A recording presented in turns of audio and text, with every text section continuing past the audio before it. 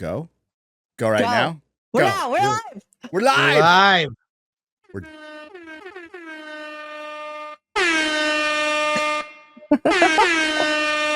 I'm sure that is just everybody wants to hear that in the morning, especially like at work or whatever. If you're listening at work, by the way, what's up? How's it going? Sip of coffee for the working man and woman, the one that Hollywood has completely abandoned. Just like the Democratic Party, they have very similar problems. Very similar problems. I just made a video on that. You know, what the hell? I'll tell you. You know what makes this life weird, Chris? Like, it's surreal. Just absolutely surreal. When somebody who, like, I've admired for a long time, love his writing, like, shoots me a message and goes, dude, I love that video. It was Mark Millar. I was like, Wow. Holy shit. Nice. That's awesome. So thanks, Mark. And thanks everybody who watched it. Welcome to the Nerdrotic Nooner, a very special short episode because Chris and I are going to be on Piers a little bit later. So we're going to, and I have a dentist appointment that yeah, life. So Life. So we're going to get to it. We are going to talk about Chris has seen Snow White. He can't get into details because they feel so confident about this movie. The embargo ends about 24 hours before the movie comes out, which is in a couple hours from now. Yeah. So, but you could talk about it as much as you feel. And then, sure. And then for like 10 minutes, we'll talk about Daredevil. Because that was that episode was the personification of the good, the bad, and the ugly. It was like, what a freaking weird episode that was. Wait till next week. Oh no, that's the one I was been dreading. But we'll talk about that. I mean, like, it's Snow White Hell Week, and of course we had the social media reactions. And I was watching my good friend Jeremy from Geeks and Gamers. I'm not going to call him a homosexual. I think it's just I think calling him a homosexual man is being kind of played out. So like, yeah. I think we should stop calling Jeremy a homosexual man. Okay. He's like, he was talking about the social media reactions and how they don't make sense and they're stupid. And he's right. But the thinking behind it is it's very simple and it's smart on Disney's part because they know their fans. What's left of their fans? They know what's left of the Disney fandom. Not the brightest people in the world. Okay. So they're just going to want to believe anything. So they get those social media reactions out there first, which by hand-picked people who they know are going to be positive, and that puts it in the zeitgeist, very similar to them putting out that $180 million budget for Captain America, and it's there to poison the waters of truth. That's all it is. It's there to poison the waters of truth. Well, I'll just say this. I think the strategy, I actually think all the negative publicity helped. Because the movie is just okay. I mean, for me, it's bad, but if you have been bombarded with, it's awful, it's this, whatever, and an average person, a normie sees it, they're going to think it's not that bad, which they translate to good. I mean, even Christian Toto, who I like and respect a lot, I like Christian. He says it's good, and I will say Rachel Zegler, you cannot deny she can sing. She can sing. On every other level, this film is a mess. It's overfilled with exposition. It's also not woke, but it has lots of communist. It's intersectional. Liberal. So it's so there's all this stuff seeded in of like, we need to pick all the apples and share them. And we need to share all of our things. And like, it's basically they did everything but say equity. Seriously. And that is throughout. And I mean, you can, sorry to interrupt, but like yeah, sure. That you can put woke as an umbrella term for intersectionalism, identity politics, especially social. My favorite thing in this earth, Chris, is when a giant billion-dollar multinational corporation that does things like concentration camps in China gives us the message of equity and socialism, which is actually communism, which is absolutely antithetical to their entire business model. That is present throughout the movie in very subtle ways. That is there. Um, uh, and Gal Gadot's fine. She's fine. She can't sing. She is fine. I'm sorry. And her acting is, now that you pointed it out, I really notice it now. She's not that good. It's not good. She's not that good. But they did, by adding Snow White as a child and adding more subplots with other characters, they did something very smart. They reduced the screen time of Snow White. So she is not as annoying as she might have been if she were the central focus. But there are side characters. The bandits are kind of a big thing. Um, there's other little side things going on, right? That just reduce her screen time. That's what I would say this about completely not it's not really connected, but it does. The character of Jar Jar in episode 1, The Phantom Menace, is an annoying character, but no less or more annoying than C3PO, who's a gay butler. But the mistake was with Jar Jar in episode 1, he gets so much screen time, he's annoying. Literally, if you just cut the screen time of Jar Jar in half or 2/3, he's a fine side comic relief like a C3PO. So this was wise. They knew they had a lot of bad publicity going in. What do we do? Reduce the screen time of Snow White. She is the lead, to be clear, but there's a whole preamble of her as a kid. They make her very sympathetic. There's a subplot with her father, may have had something terrible happen to him. So, and how the evil queen takes over, and the way things are resolved is so laughable. I'll talk about it on Film Threat, but it's you are going to burst out laughing when you see how things are resolved in the end. Is there is there a prince? Yes, and is he called a prince? No. Like a he's one of the bandits, basically. Okay. But yeah, there is a kiss, all that, like all the it hit the beats. So I think the thing people are reacting to is, and I said this on our out of the theater reaction, the new songs are forgettable. Like they're just forgettable. Might as well be written by AI. And then the new songs, they have rearrangements and changes to the lyrics that like do not make them better at all. So so there's that. And convoluted, very exposition heavy. I will say this, there is no reason for the dwarves to be CG.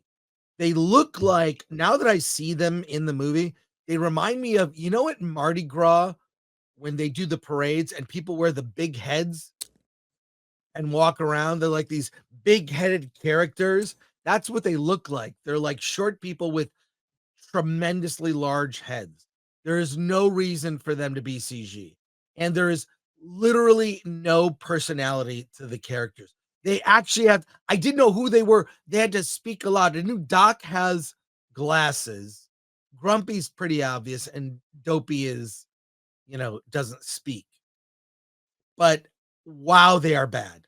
That it's distractingly bad. And what's sad is, how did we go from 1992 Jurassic Park CG that holds up to today, that makes me believe dinosaurs exist, to 33 years later? I did the math right, I think. We believe you. That it's terrible. It's just terrible. And I saw an interview or a quote from some old school animator that said they don't even know how to make Snow White that was made in the 30s, how to do that today. I saw that today. I saw that yesterday. It is like the artistry, the talent, It doesn't exist. It's and also what I know about animation, because I've covered it for years. I have friends who are animators. The personality of the animator will come out in the character they are animating. But now, because of DEI nonsense, a lot of times what they do is they assign a person who looks like the character and animate the character. We saw that in Wish, a movie I assume you never saw, which is terrible. It's so god It awful. was supposed to be the anniversary movie, right? The 100-year anniversary Yeah, movie of and it Disney. was yeah, that was a wake-up call for how bad things are. It's also soulless and corporate. There's no reason for it. There is I other than maybe Cinderella, none of the live action remakes will stand the test of time. They're cash grabs, and in some cases, I don't know if you remember this, Gary, but my kids bought I got the clamshell Disney Unseen Yeah. Treasures, all that stuff, like, in the clamshell VHS. They'd sell them at the grocery store, Yes. and they'd have things like Peter Pan 2, Lion King 2, Cinderella 2, and, my memory is some of those are better than the live action we're getting. Like, what's the reason to do this in live action? And even the Lilo and Stitch, which is being praised, and I get why. Stitch in that, and also Stitch, one of the biggest in merchandising, a very popular character. Very. Okay. Stitch Stitch in that trailer looks exactly like Stitch in the cartoons. Like, precisely. They learned from the Sonic controversy that it's like, don't change anything. Don't make it exact. And I'm sure that's for merchandise too. And when you look at How to Train Your Dragon, the dragons just look exactly like the animated. So, like, okay, so the people are live action, Yeah, but and it's not really live action, but it's not really. So, yeah, I mean, look, this is a terrible movie. It'll be forgotten. I don't think beyond next week's box office report, no one's going to talk about it. I think the box office will be the big story because I do happen to think walk up business with families who aren't regular, like, goers to the movies. Just I didn't even know you could buy reserve tickets. People just go to the movies with their family. They're probably going to go. There will be walk up business, and I think, like Mufasa, which both Alan's a big Disney guy. We hated Mufasa, and I'm sure you never saw it, and there's no need to. A terrible movie. It's still in the top 10 box office. well, There's no accounting for, like, it's taste, also right? no, Like, yeah. I mean, it's like, look, this this could end up doing okay. I don't think it's gonna be a banger in terms of box office, but it could surprise people long term just because what's at the movies now? Nothing. Last week you pointed out from David Poland's column. It's like, what was it 55 million? It's under 100 million, like, total. That is It's been under 100 million total for a few weeks, and it's under 55 million for 3 weeks in a row total for that's domestic. pathetic. That's like going out of business. Theaters need this to succeed. They need to bring in people who don't regularly go see everything at the movies like me. I'm not normal. So, uh, it's terrible on so many other levels, and, there's even, like, a big spoiler with one of the dwarves that oh god. Yeah, I Uh, won't say, but but I mean, best case scenario, it's another soulless corporate remake.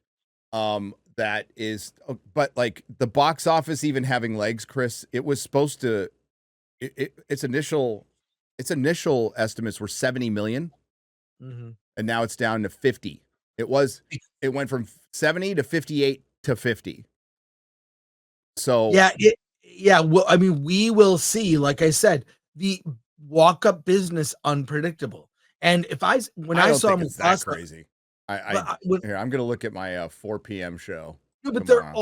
they're all like that. Even AMC Burbank Yeah, is 4 like p.m. that. show tomorrow. 2 seats sold. Yeah, like, and I yeah, so and I don't know if the Disney faithful will like it. One thing that the movie does quite a bit, it's very distracting. Cute animals are everywhere. X-Ray Girl will love the movie. Are they real Chrissy animals Merrill, or CG animals? CG. They're CG animals. all CG. Like none of the animals are real. None of the dwarves are real. And there is a midget in the movie. There is a little A real person one? in the movie, a real one, but it's No, one of they the they band. CGI'd a midget. X-ray girl. No. That would be But- so funny. I Sure. predict, confirm for me on Friday, X-Ray Girl, you have to confirm that you liked the cute animals. You will I'll probably they're get trying- hungry. Yeah. Well, yeah. But they're literally jangling keys. Like everything, they put so many things in this movie that aren't Snow White. Cute animals, dwarves, the bandit, exposition, plot with the evil queen. So the screen time of Rachel Zegler as Snow White is reduced. She's still the lead, but she is reduced. Now it's under 2 hours, thankfully. Thank God. Hour and 48 or 49. So it felt long, to be fair. It felt long to me. But like Rachel Zegler can sing. That's one positive. Everything else It's drab. at every level, Okay. it's drab. It's bad. So, but this trend needs to die. It's And it not won't. great. It won't. I kind of breezed on. Like I'll make a longer video on this because I've mentioned it a couple of times, Chris, and we have talked about it on the show. Let's just pretend it won't happen, but let's just pretend all the woke shit goes away. They still have a big problem, and it's Yeah. creative bankruptcy, right? Yeah. It's like we're just, and these are the movies that are doing well, so they're going to keep like Lilo and Stitch is going to do well. Yep. I think that's like a kind of a sure thing. How to Train Your Dragon could probably do very well, and then there's Avatar. And everything else is will be prequel. great. Well, it'll make $1 trillion. It will equal the national debt. That's how much the box office will be. And it'll be forgotten by the time you walk to your car. But that's not helping Hollywood. What helped, Yes. what propelled Hollywood, was innovation in the 60s and then in the 70s. And despite what Quentin Tarantino does, they really innovated the blockbuster in ways he didn't like in the 80s and then the 90s. But like once that got saturated, it fell back to this huge independent boom, you know, with Reservoir Dogs and Pulp Fiction and everything that came out. And that was pretty much the 90s. 90s had its blockbusters, but it was also, you know, like good independent film. You got one like almost every week. Yeah. Every other week. Yeah. That's insane. But now they stopped innovating. That was their minor leagues. They've gotten away from that at all. And this happens to every major industry that digitizes. That goes for publishing. It goes for comic books. It goes for music. Everything that digital, all of a sudden you have immediate access to the back catalogs, which means it's competing against itself. So do I want to try this new thing or do I want to just watch Farscape again? Well, people, you know what, look at the top 10 of the Nielsen charts, non-original. It's all old shit. Then they're not making good stuff. They're not actually innovating anything. They're not breaking any ground. And as I said in my video, when you're rolling out Lilo and Stitch, it's like a fucking stadium tour of like the two remaining members of a band who are 90 years old. You know, like that's what it is. They're going to fill the stadium. Right. Yeah. But new bands are not filling stadiums, not without going to a festival or something. Yeah. And look what's happened to music. Look what's happened to music. Yes. I talked about it. South by Southwest, a music festival, Oh, has just given up on the music. the fall They're of all- South by, I used to love going there to see movies. They still play small indie movies, but for the most part, it's like you want to see something on the big screen that'll be on Hulu in a week. Go to South by. What? It's pathetic. They premiered Amazon Prime movies there. Like it's so sad to me to see what South by has become. It's pathetic.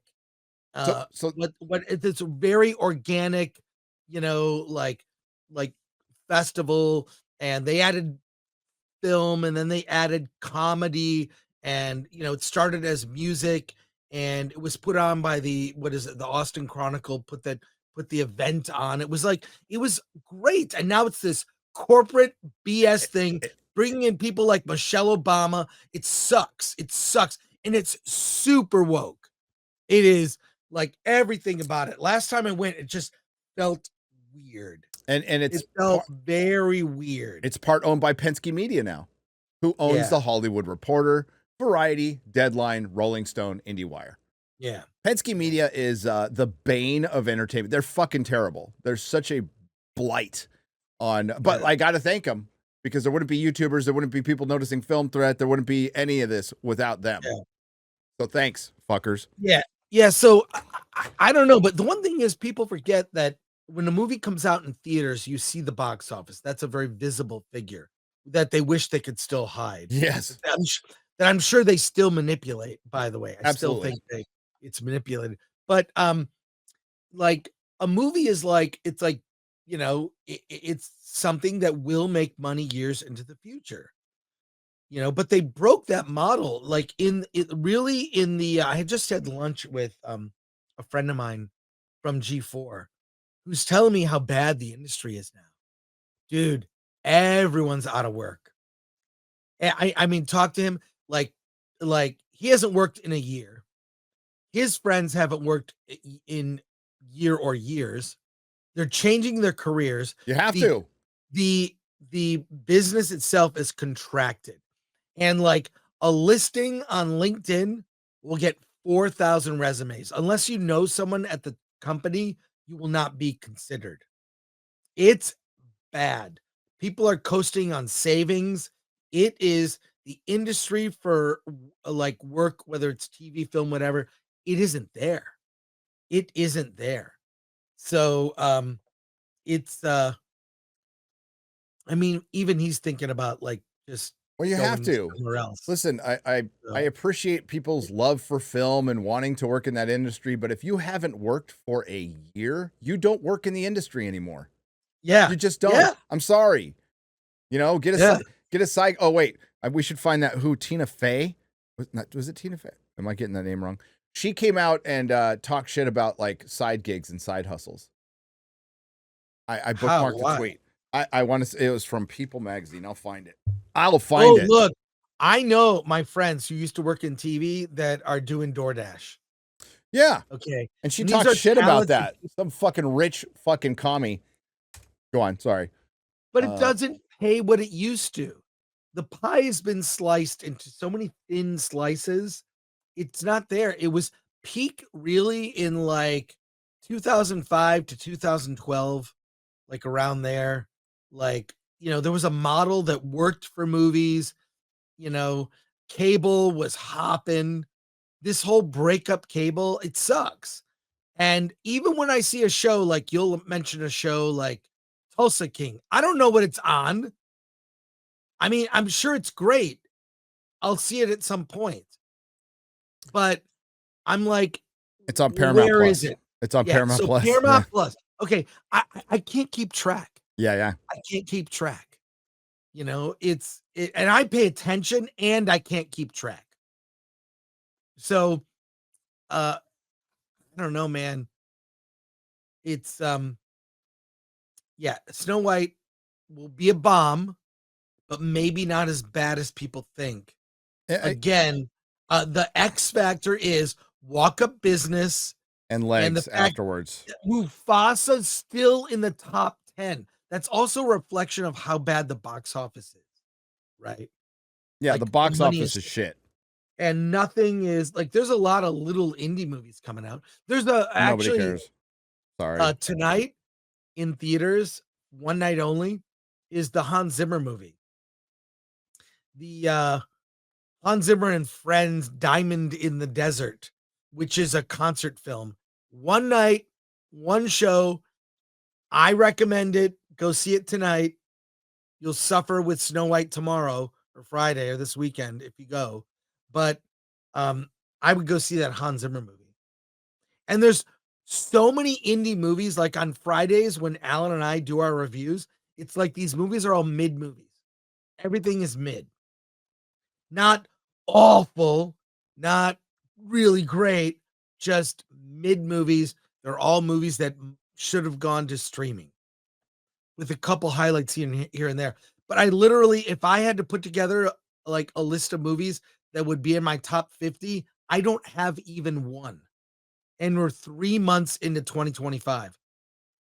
I can't, there's not one. I don't know seriously, it's that bad. No, we're And Snow White, just add that to the pile of forgettable films. and that's the first quarter. That's the first quarter done at the end of the month. Yeah. So you are 25% of the way through 2025, where you were supposed to survive. I saw the best line. I think it was, I'm going to call you out. Aaron Sparrow fucking tweet.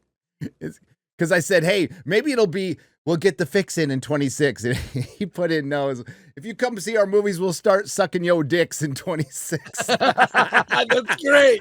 I love Aaron. That's awesome. I was dying when I saw that. So credit to him. I'm worried for theatrical.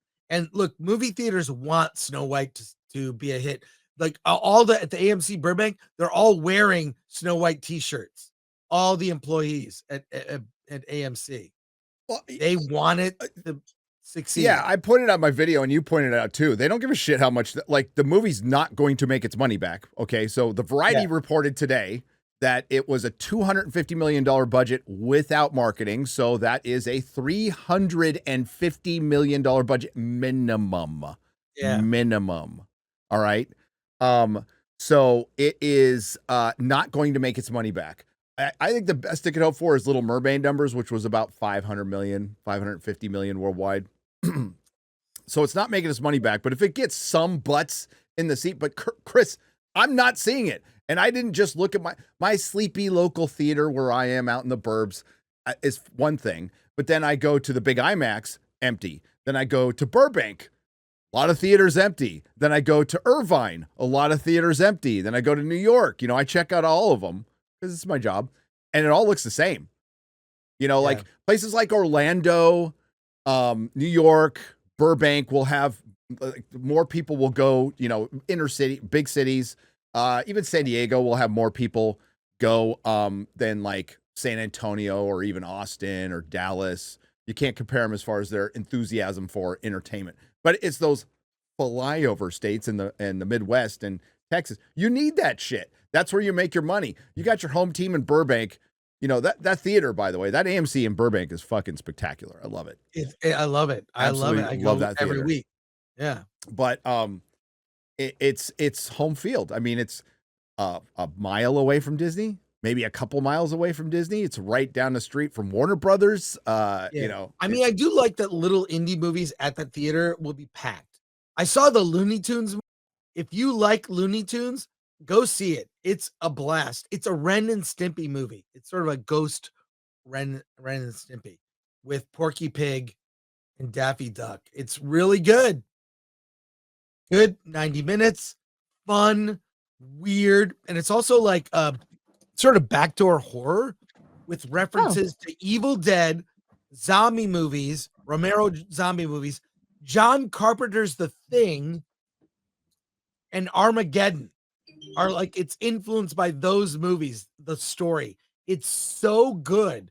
You would love the Looney Tunes Day the Earth Blew Up in theaters now. Blew Up. Okay. Yeah, I'm telling you, if you like old school Looney Tunes, go see it. It's also just weirdness that it's a more adult humor, but kids would like it. So do yourself a favor. That's the movie to take your kids to this weekend, not Snow White. There you go. So, but yeah, man. Mickey 17 streaming next week.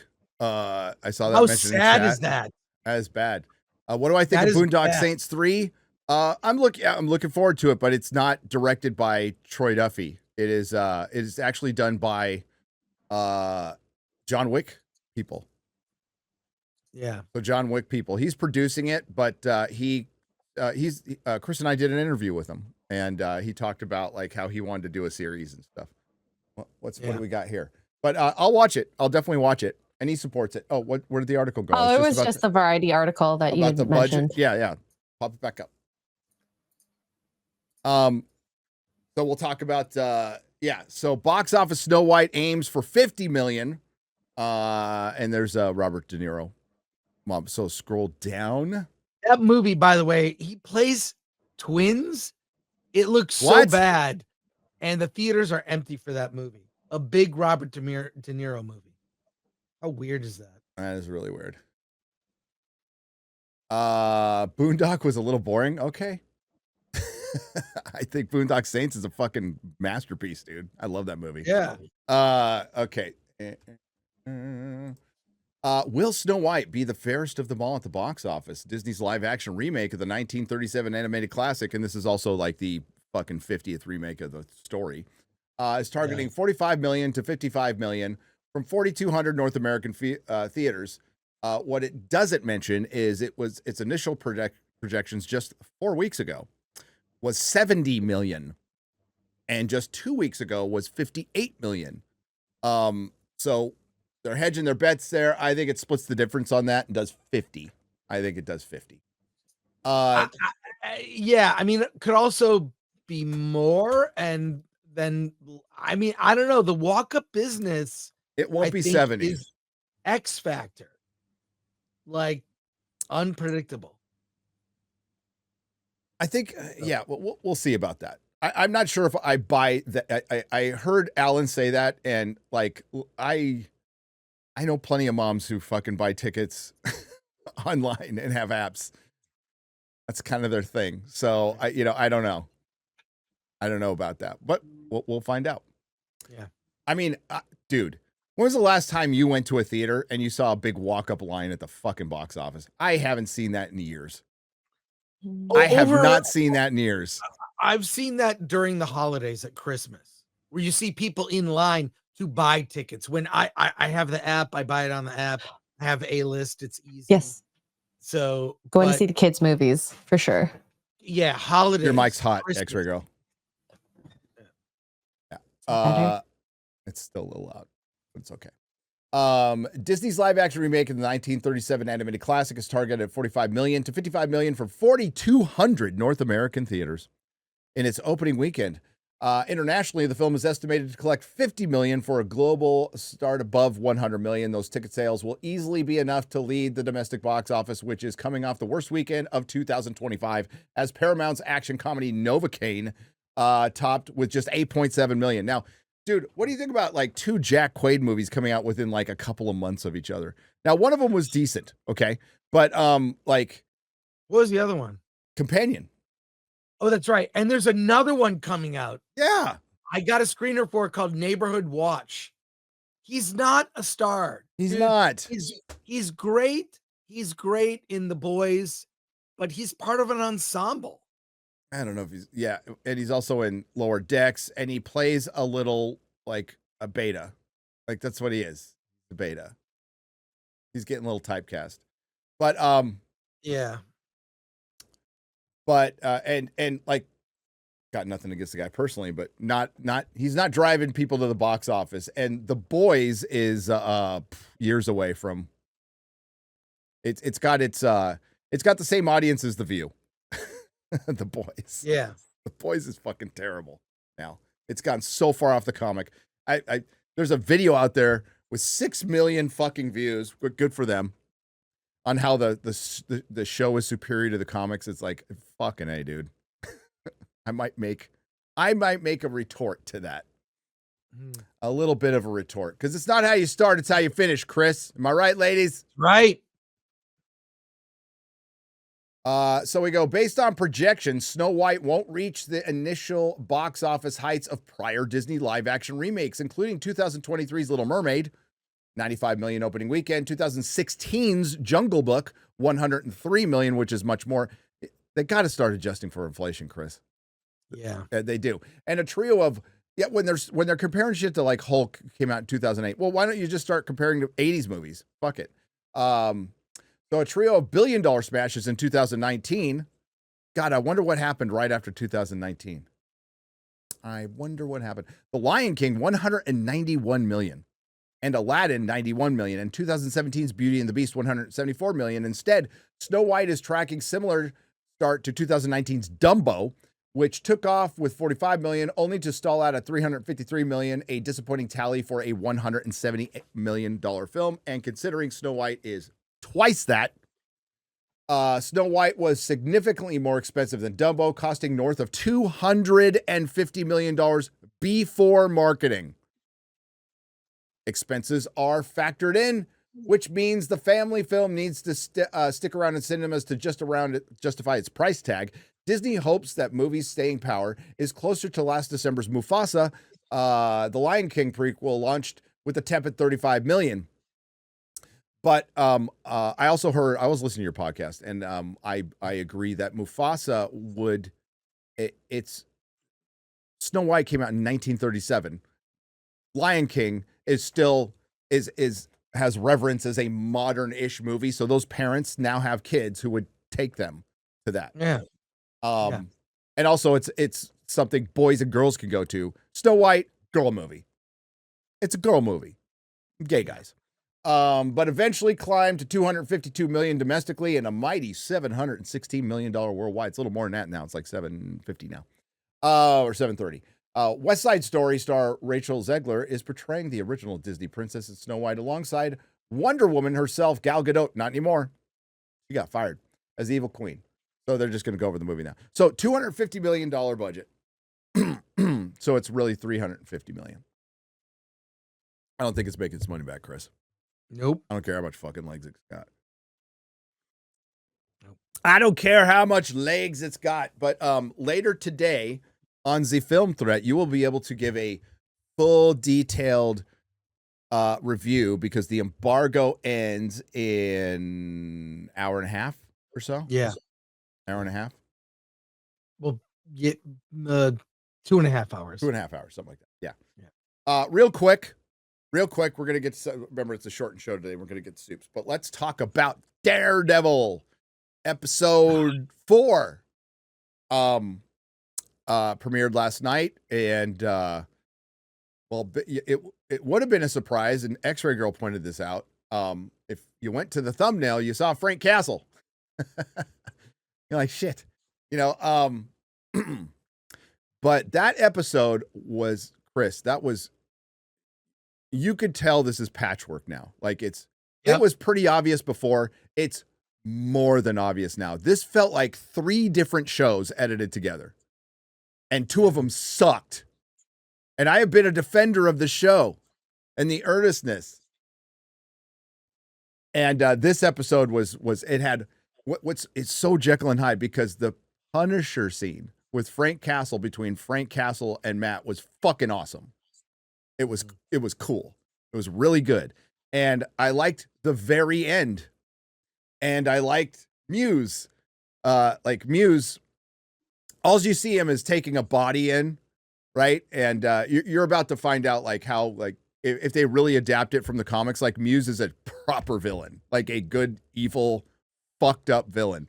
So you see him sticking a big syringe in a guy's leg who's still alive and sucking out his blood. And you see that he paints murals because he's an artist. You'll see, you saw a couple bodies hanging from the rafters, you know, and that was cool. Dude, the Kingpin Vanessa shit is annoying as fuck. I can't stand it. Even with like its payoff at the end, it's still annoying as fuck. It's still annoying as fuck. What did you think, Chris? I know it's been a minute since you saw episode 4. Yeah, it wasn't memorable to me except for Frank, and Muse is a great villain. I love that aspect of painting murals with blood. But it's like you said it. It's the good, the bad, and the ugly. And episode 5 will take that even further, where it's like, this could have been a great episode, but there's a particular character that ruins it. You know, that's Kamala Khan's dad. The loan officer at the bank that's in the midst of a heist, and Matt Murdock is there. He's just there. So he has to do some Daredevil shit as Matt Murdock, which we're getting used to. But no, I actually think, I hadn't thought of this, but the person who really nailed it was Paul Chato. he said that Netflix Yeah. series rarely go past 2 seasons, and he said people are like, "Hey, I like Daredevil. It was good. I'm done. What else do you have?" Like, people are good, and that's why the ratings of a decent show are not great, not even like to Acolyte numbers. You Uh, know, like people see something new. It's like, oh, I'll check out something new. But if they've seen Daredevil, does he just do more Daredevil stuff? I've seen that. And so I think that's where people, I'm talking about normies, that's where their heads are at. So I think Chato, he hit the nail on the head in his analysis that people are good, that certain shows are like can't go past. Like, what more is this the season of Daredevil where he quits being Daredevil and then again. later again and then puts the suit on again?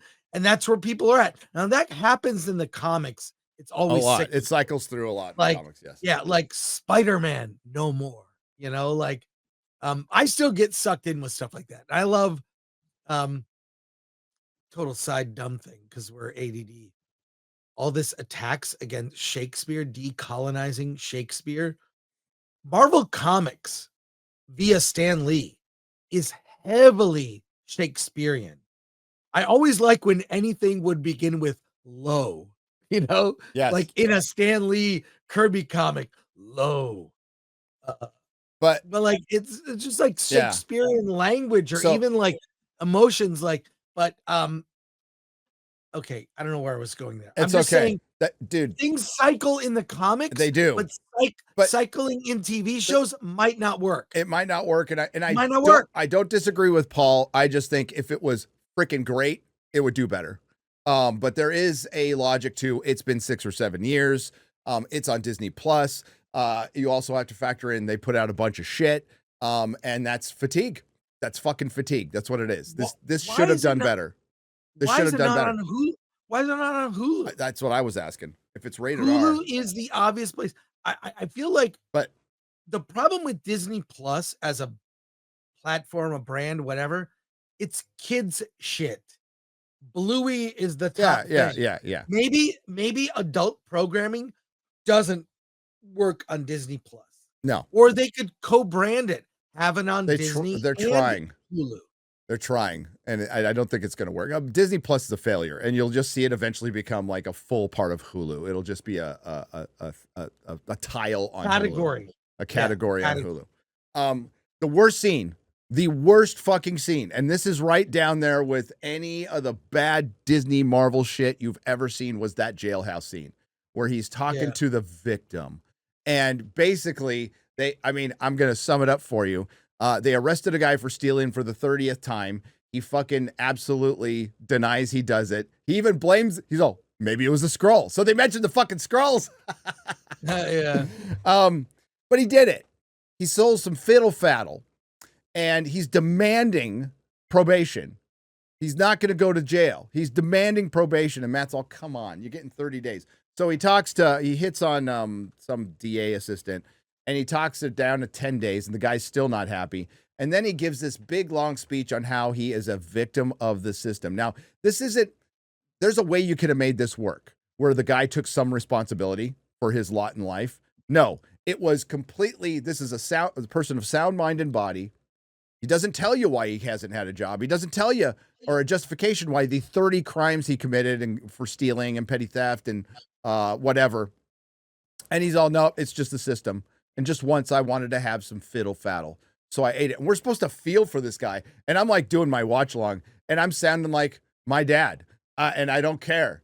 I'm like, get a fucking job, dude. Get like the rest of us fucking have to. Yeah. Like, what the fuck kind of message are you sending? And it was just the full victim bullshit. And Matt goes at the end, he's all, you're right. I'm like, get the fuck out of here with this shit. And then they follow it up with the Punisher scene where Matt calls him a victim and Frank Castle goes, I've never used that fucking pussy word in my life. And I'm like, what the hell am I watching? You know, right. Because that was great.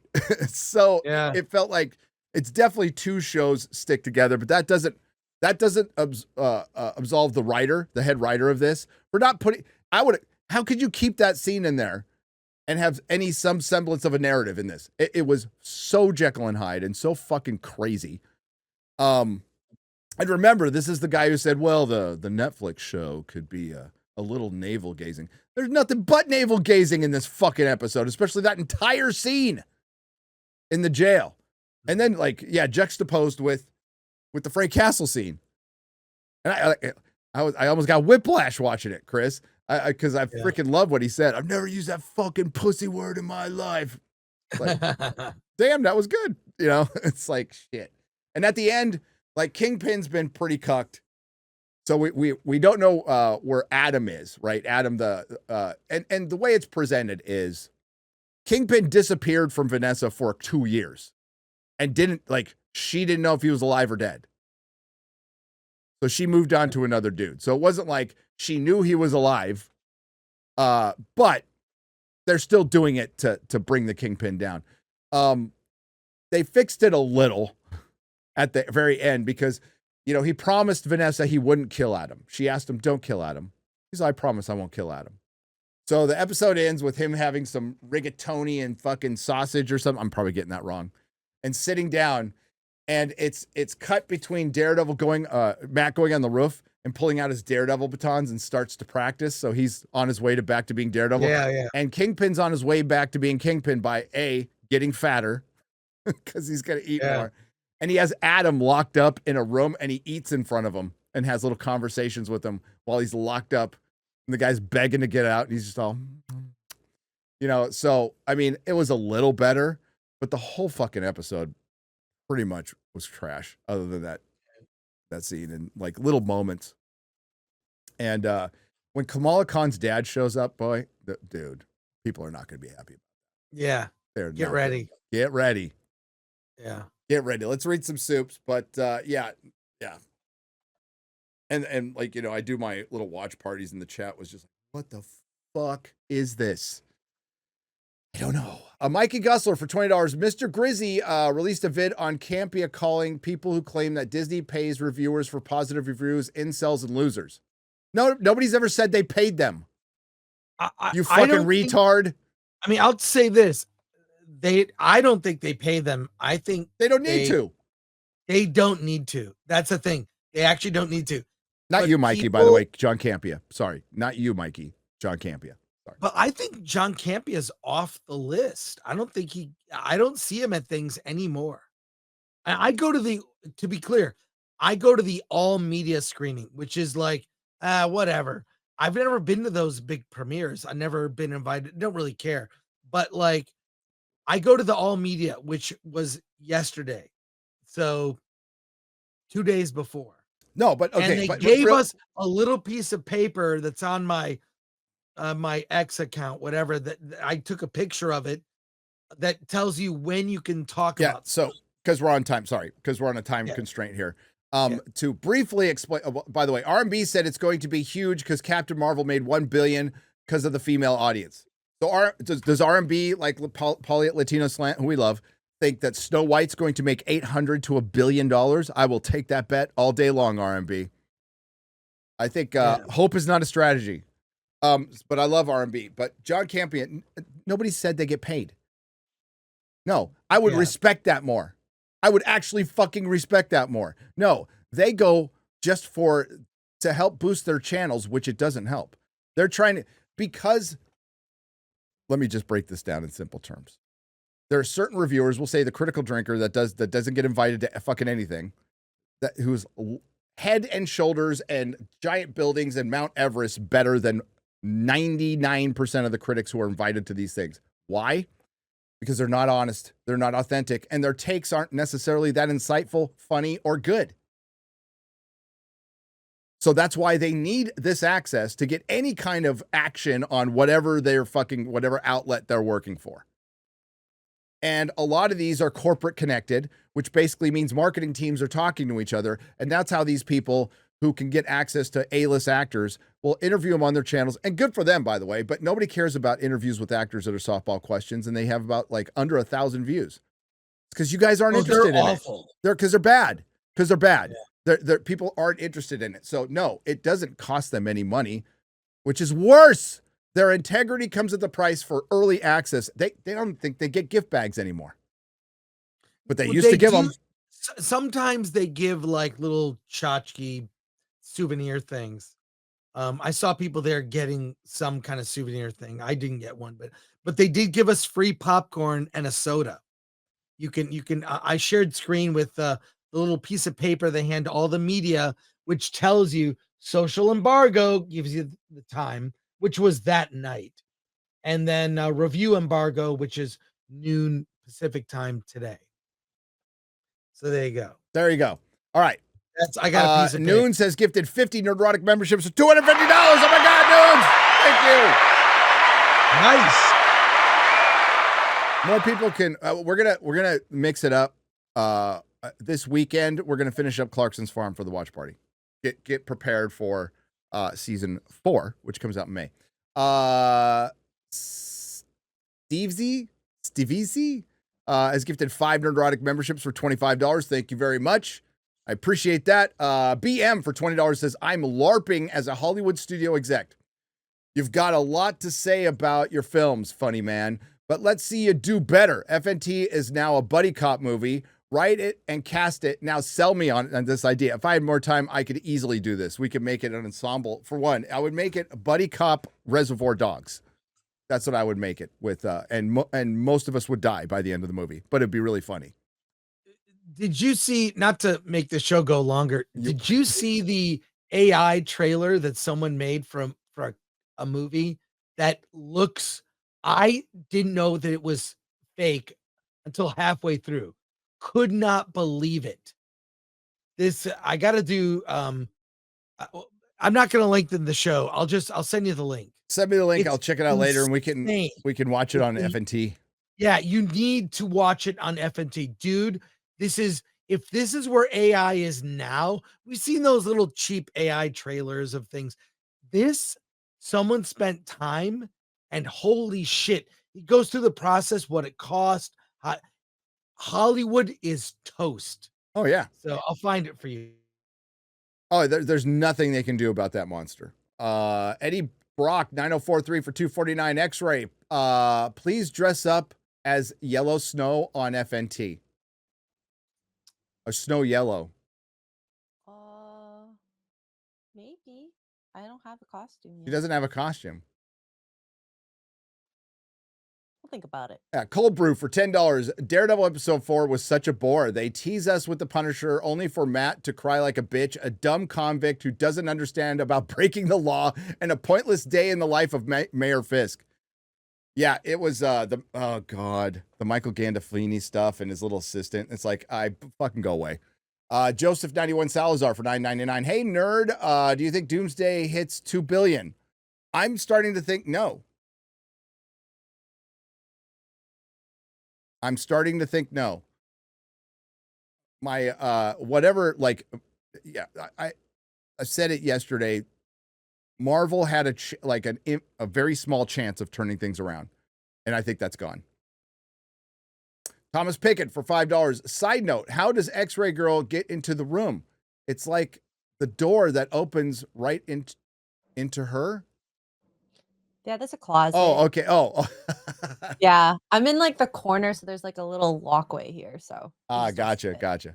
That one voodoo guy for $10. A question for Chris. How does one get to be a part of the test audience for movies? As an 80s kid, I'd love to give input on the upcoming Masters of the Universe movie. Probably don't want you. They really want younger people, but they recruit. I'll tell you exactly where they do it. AMC Burbank and Regal in Pasadena.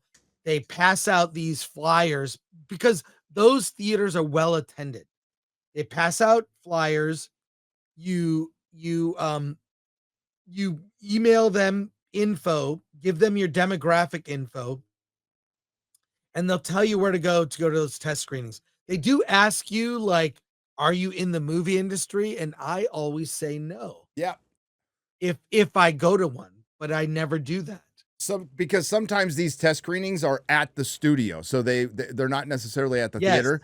They will take you to Paramount lot or the Warner Brothers lot, and you will see them there and sign 50 NDAs and stuff. I have a friend who goes to those, but he'll get there 5 hours early to be the first in Yeah, line. it's like So it guarantees get in. you have to basically not have a job. Yes, but also I've been turned away because they want groups of people of a certain type. So they'll look at your demo info and okay, we've got a certain number of this age, this age. So you can get, there's no guarantee you're seeing the movie, but usually they give you like a coupon for $5 at the theater or something. You know, if you don't get in, they'll give you something for your time. Lobster Minion for $10 says, has even a single movie released in recent years come close to being added to your top 10 movies of all time? None that I have seen have broken my top 30. That shouldn't be happening. I would say one. Well, okay, 10 years? I got to think about that. But let's just say 5. In the last 5, Godzilla -1. Yep. I would agree. Yep. That would be the only one I would even consider. But you're right. Like, dude, since 2019, we have, remember, Chris, when we would get like guaranteed 5 or 6 great movies a year. Now we get them. Top Gun Maverick's a great movie, but like you're counting them on one hand over the last 5 years, and that's bad. Gary, please do a boys show to comic comparison. You know, I will, Kevin. I would. The preparation would be insane because I'd have to watch every episode of The Boys again twice and then reread the entire series, but I'll do it. Savvy's Musky Armpits for $5. Wow. It took me a minute. I'm like, wait a minute. But Gary, it's systematic racism. You're boring. You're boring. 10 raised 2 for $4.99. Jenny Nicholson for a guest. Her video on Chris was right because Chris told me to watch it. Her video on the takedown of the fucking hotel, the Star Wars hotel. Star Wars Hotel, yeah. Is really fucking good. It's really long, but it's really good. But And I don't think she'd like me she very did much. so much research. She was amazing. Yeah. With that. And she's not like politically, I don't know where she is. She seems like she's of her age, but not really into it. Seems a moderate. And she really broke it down. She's also a theme park nerd. She knows everything. And she used to work at Disney doing those guided tours for, you can pay extra money and have a guided. She was one of the guides. She knows parks. She knows her stuff. I got nothing against her. I've maybe made a couple of cracks about how blurry her camera is, but that's about it. But that I'll talk to her. Sure. I don't think she talked. There's some people that they're really good at doing those videos, but not on a live stream. It's different talent. It's a different thing. Yeah. The infamous El Guapo on the Streamlabs side for $7.77. Dad ranters. Hey, that's what we are. Yeah. Dad ranters. Some hard times here from being one of the hardest working managers at my job and finding out loyalty means shit and needing to step away for a bit too. Losing a girlfriend because some differences are too hard to conquer, but thanks for the laughs. I need it. Oh, man. We've all been there. Yeah. We've all been there. And listen, hang on, I got a call. I'm not a fan of corporations, but people have to work for them. I've had to work for them. I've had good experiences and mostly bad. There is a thing for loyalty and good work ethic and doing your job, but if that is not even in the slightest bit reciprocal, then you owe them nothing. Loyal and it sucks because you were loyal to them, but they weren't loyal to you. Well, that's unfortunately often the case. That's why it's better to know your boss. To be there at a small business because that's where loyalty still matters. That's still the best form of the free market for me is the mom and pop, or at least like a car dealership where you can go and walk into the owner's office and talk to him. And that's where loyalty still lays. There's too many layers in a corporation to even consider loyalty. So when they, for instance, and this might not be the best advice, so you might not want to listen to it, but this is how I worked it. They required a 2-week notice from you, but they wouldn't give you a 2-week notice if they're laying you off. So my philosophy was, fuck your 2-week notice. I'll leave when I want. And that's what I did. I found a new job. When I wasn't happy, I went out, even sometimes on the clock, and looked for another job and found it and left. Like the minute I locked down that other job. And I kept finding other jobs until I was happy. Now that helps that I had a skill, marginal skill that it was, Chris, but it was a skill that was needed. And I was able to use that to my advantage, which is great. And the last place I worked was Tesla, who sorry, Elon, left immediately and mailed back my uniform. But it's if you can, try to apprentice, work in some small little place where you get to see your boss, right? And have a relationship and earn some trust and stuff. That's always been the best for me. Eddie Brock 9043 for 249. Thoughts on R&B praising Brown Snow with Campia? I'm not surprised R&B would like it. Not in the least bit. R&B Brown Snow. It's Snow Brown. Oh, Snow White. He's saying it backwards. Okay, That's why he said Yellow Snow, but I know what he's doing there. I know what you're doing, Eddie. Rob is an unabashed movie cinephile fanboy. That's what he is.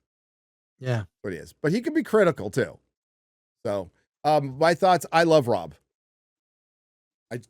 We don't agree on a lot of things, and he says some crazy shit online, but I still love Rob because I think he's got a good heart.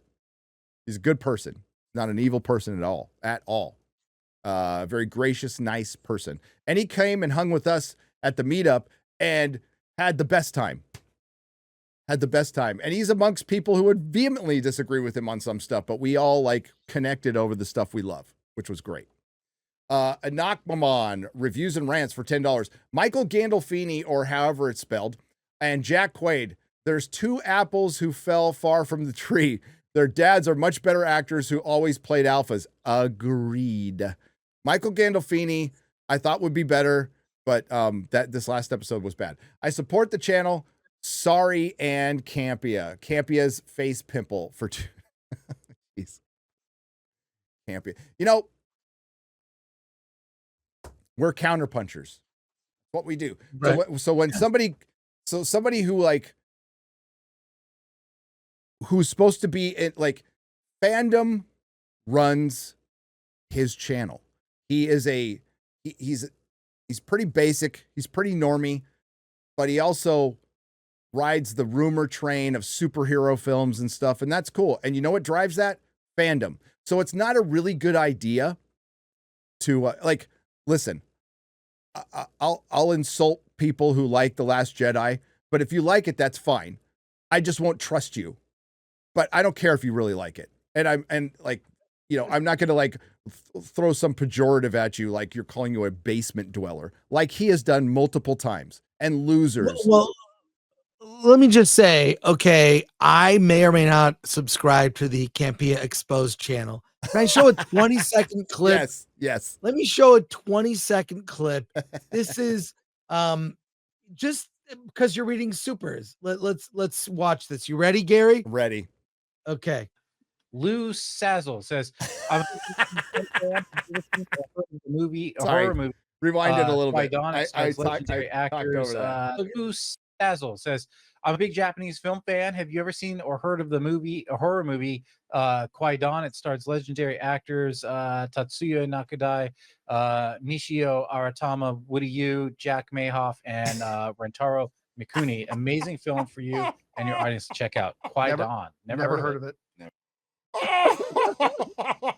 Woke John Camp is it again? Anyways, Lou Sazzle. That was legendary. Oh God, that was good. That channel is hilarious. Well, it's because he takes himself so fucking seriously. That's the problem. He does. He takes himself so it's like, bro, he's such a normie when it comes to takes on fantasy and sci-fi. The realm he's in. He's just in over his head around a lot of people, including the fans. The thing is, the fans, the audience, they always know more than you. Dude, I got like in my comic store, and I'm reading comics every fucking day. I get fucking wrecked and schooled by people all the time, who know more. There's always somebody who knows more. So, just instead of going, I am the definitive word on all things, which is fucking cringe, totally cringe. Just wake up in the morning going, maybe I'll learn something today. I don't know shit. But yeah, like when you are in fandom and you're like, fucking basement dwellers, he's unintentionally and intentionally probably offending half of his fucking audience. Yeah. Or the audience. It's not his. Because you know what? He shares it with a lot of people. That's where you always fail, motherfuckers, is not respecting the audience, not respecting the paying customer. Every fucking time. And they never acknowledge it, Chris. Hollywood. All these fucking autopsies they do. You never hear, well, maybe we shouldn't have fucking pissed off half the country too. Never. And that's why every time I see an article where it's like, man, they made a bunch of good points, but they just missed the big one, I make a video. It's like, God, guys. Phantom of Many Topics for $5. Just saw Snow White. Asia released it early. It is a B to B plus, no wokeness. The reshoot fixed it all. I am in Liberia. Cool. Somebody said, I don't want to. Somebody was very kind who went to the first screening and then shot me a video, like explaining the movie, and it sounds awful to me. It sounds utterly awful, but I'll find out when I see it. Dubs has gifted 5 Nerdrotic memberships for $25. Thank you very much. Mr. Blue Sky, a great song by ELO, by the way, for $4.99. Anyone see Ash yet with Aaron Paul? Kind of looks interesting. Perhaps a unique sci-fi. I did see it. Seeing it after Snow White to cleanse my soul. What'd you think of it? It's very okay. Okay. It's very okay. Good trailer. The movie is like Timo Alien. Jamie Camp for $1.99. X-Ray Girl, Goddess Marry Me. Big up from UK. I'm not looking to get married right now. Thank you, though. I mean, hey, you miss 100% of the shots you don't try, buddy. Okay. Fourth drawer down for $1.99. Snow White, girl movie. Settle down, Jeremy. Snacks for $5. Go see Snow Latinx or rewatch Farscape. Sorry, gal. I'm going with Claudia Black. Claudia Black. That's a woman right there. Red X, 2 parts for $17. Hello from Dakar. I wanted to give you an update on the Schlurpo Cruiser is slower than those Vespas, and I'm back to Schlurpo dead again. Also, Black to Schlurpo dead again. Also, is there a Discord chat that you guys have to get your opinions on a story of mine or to give you? I want to see if it'll be better than Electric State. Hail, y'all. And hey, y'all, this is the third part to my super from yesterday, if you can't read them, but it's Daily Wire's Snow White a thing. Take care. Hail of the Fellowship. I think it was just a troll. I don't think it was ever a thing. I think they might have thought it was a thing, but it can't be a thing because Brett Cooper's gone, and she turned out to have a massive W because Jeremy Boring is stepping down. And my thoughts on Con Inc. are not good. Not good. I think a lot of them are turning into exactly what we were just fucking dealing with over the last 10 years. Not everybody, but I think that's a severe danger. And that's the hard reality of it, right? Is it's just as Hollywood in behind the scenes at Con Inc. as it is in Hollywood. Agents, deals, fucking grease and palms, inauthentic. Authenticity is the currency of the future. And for those on the independent news side who remember that will succeed. Zian Who for 742. I wonder how Daredevil would have done on regular TV, probably 10 p.m. or even on Netflix. Oh, it would have done better on Netflix because it's just a bigger platform. Scott Christy Jones for £2 British.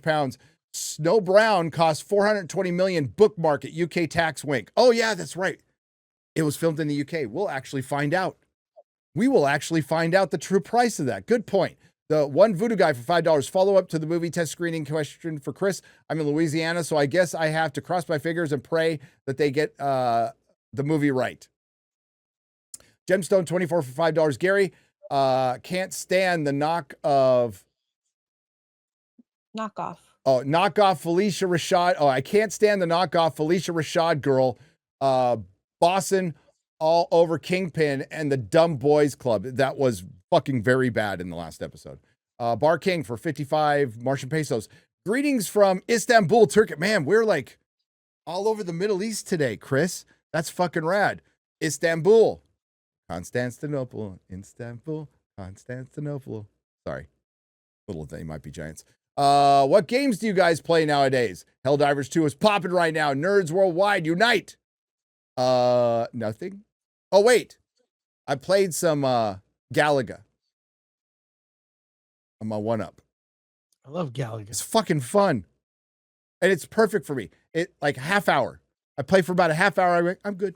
Boop, boop, boop. There's some there's a Constantine game I got that I'm gonna play. For what was it? PS3 or 2, X-Ray Girl? You were around when 2. I got it. 2, yes. So I'll hook up my PS2. I got a PlayStation, a PlayStation 2, a PlayStation 3, a PlayStation 4, and a PlayStation 5. I do not own an Xbox. I don't play any of them, but I have them. I have a Nintendo too. I have a Nintendo. Nakbamon reviews and rants for $2. R&B only hates the Goonies. No, he hates Ewoks too, and we are in agreement on that one. Ravanov Law for 40 Martian pesos. X-Ray Girl, you look super cute today. Thank you. JJ Chili Dogs for $4.99. Sand Brown and the Seven Gnomes. My IMAX theater is empty. No one is seeing it, but I am seeing Ash today. Looks awesome. Hey, it'll probably be better than Snow White, but I think I remember that trailer now, Chris. Temu. So Temu is the new dollar store. So we don't say dollar store, we say Temu now. What the fuck is Temu? Or dollar store. It's dollar store alien. Have you bought anything off of Temu? Oh, yes. I bought so much stuff. Really? I've bought stuff. Is it like? Did I give you that mug, X-Ray Girl? What is it? Yeah. Is it like you have the mug? Explain it to me, because I only. It's not on your desk. Okay, wait. Is Temu like eBay or Amazon? It's like Amazon, but cheaper Amazon. It's like a cheaper Amazon. Well, the dirty secret is Amazon gets their stuff from China. This is going more direct to the source, so everything is. Oh, is it the Chinese site? Is it the? Yeah. Is it? Oh, I'm fine. Yes. Yeah, y'all have fun with that. 0 for $2. Listen, I used to buy a lot of 1/6 scales direct from China, and I got like half of them, which was I considered a victory. 0 for $2. Is this the gayest Snow White ever? It's not that gay. No. Wicked is probably going to be gayer. Wicked is gay. Wicked is way gay. Really fucking gay. Super gay. And that's why Jeremy liked it. Oh man, I'm sorry. I said we were going to stop calling Jeremy a homosexual. I did. That's so right. maybe tomorrow we'll stop calling Jeremy a homosexual. It's gonna take a while. I found an old clip of John. It's like calling X, Twitter. You know what I mean? It's like, yeah. I found an old clip of John reviewing Transformers: Revenge of the Fallen. He straight up said, "Hood." I almost said it, and he didn't write it there. Yeah, where's the yellow part, X-Ray Girl? Sorry. I almost dropped an N-word. That wasn't even an N-word. That clip's made it around everywhere. Hood N-words. Although he says, well, you know what? They said it. Okay, man, we're totally out of time. That fucking rescue of the astronauts was epic yesterday. That was epic. Did you guys see it live? I didn't see it live. Jesus Christ, you missed a historic event. Fucking dolphins were fucking swimming around the capsule. It was magical. It was like, holy shit. That was rad. But I did notice that they go, we're getting the rigger together. I had to be real careful saying that. Oh my God. When talking about skids and mudflat, gave me a good laugh. Saley, I can't say the last name, for $4.99. Was unfortunately laid off using this live stream to help me through the day. Thanks for all keeping me joyful. I'm sorry, man. One door closes, another one opens. I've been laid off too. It fucking sucks. My sympathies are to you. Ravanov Lal for 100 Martian pesos. What do you guys think of India? I'm from India, but I am a fan. Of the whole FNT gang. Oh, thanks. I haven't been there. I want to go there badly because there is a bunch of megaliths and caves and carved out caves that I want to see. I have a friend who goes to India regularly, and he says you can get luxury hotels so cheap, it's crazy. Yep. He loves it. He goes every year. So I've never been, but I love your Tollywood movies. So yeah. there you go. If you watch Forbidden Frontier on Nerdrotic Live, we have gone over a couple of sites in your country with guests. All right, we got to get the hell out of here, Chris. Cool. So we are going on in about an hour. Yeah. We're going on Piers. I have to. What do you wear? I've never been on. What do you wear? Oh, whatever. Just Look at Dave Smith wears a fucking hoodie. I'll wear a hoodie. I wear a T-shirt or a button-up shirt. But the only thing, okay, so they'll set you up.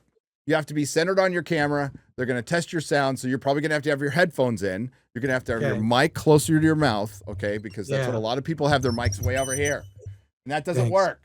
Okay, You have to like basically deep throat your mic. You got to get a look. You know, Art Bell used to Art Bell did his entire show like this, and that's why it sounded so good. Very close. It's very close. I feel like the mic is going to get really dirty. East of the Rockies. But the closer to the mic, the better. They'll have you center, and you just got to go. So when he goes to you, you just got to have your fucking hot take ready, and it's got to be concise. So it's just got to be, I know when I get there, but it's basically when they ask you about a Christian play being subverted again, I just say, fine, just make a Muhammad one, motherfuckers. I don't know if you could drop F-bombs, but you could definitely say shit and twat and twat. But Paul, the producer, always like, don't hold back, man. Just go. Nice. All okay. All right. Thanks. And then you got Film Threat later where they'll give a full spoiler? Yeah, we'll do spoiler review of Snow White. So please tune in to Film Threat later. X-Ray Girl, what do you got coming up? Poor Choices, and tomorrow Assassin's Creed. We'll see how that goes. What about Pillow Fights with Kara? When is that? Vegas. Okay, good. Oh, they're charging. Yeah, you don't get that shit for free. Come on. Members only. Oh, you want to pay for your Vegas trip? Just have a little pillow fight with Kara. Seriously. That is terrible. No, I don't. I forbid that. I forbid that. No. Dad mode again. Yeah, fuck no. I don't. I joke, but I really don't want it to happen. All right. So sorry for the short show. If you want to continue watching, you won't see this till the future, but hang on to the unlisted link and you could just keep on watching away. Otherwise, it'll be re-uploaded on Nerdrotic Live, Spotify, Audible, and all your favorite podcasting places where this show does pretty well. Gotta say. So thanks. Thank you for all your support. See you next time. Thanks to the Nerdrotics. Thanks to everyone that left super chat and donation. You help keep the lights on. See you on Friday Night Tights with Critical Drinker. Bye. Later. Bye.